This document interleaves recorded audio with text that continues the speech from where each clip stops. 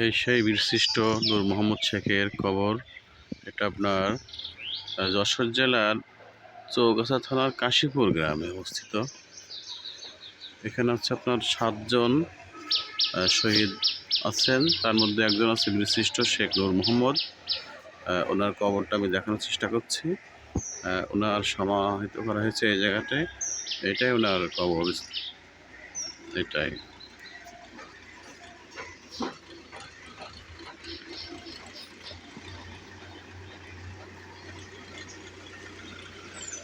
বাকিগুলো যেগুলো আছে আপনার 5 জন 6 জন, এনারা হচ্ছে সবাই বীর, উত্তম বীর প্রতীক ঘোষিত বাংলার বীর সন্তান।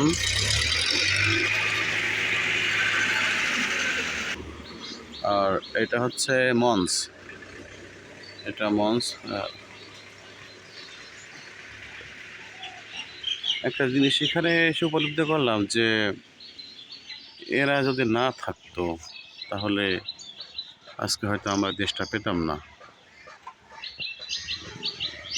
কতটা স্যাক্রিফাইস, মন মানসিকতা থাকলে দেশের জন্য প্রাণ দেওয়া যায়। এদের মধ্যে কোনো ইয়ে ছিল না, স্বার্থ ছিল না, নিঃস্বার্থে দেশের জন্য প্রাণ দিয়ে গেছে। আর আমাদের এখন একটা ভিজিএফ কার্ড আসলে সেটা নেওয়ার জন্য মানুষ পাগল হয়ে যায়।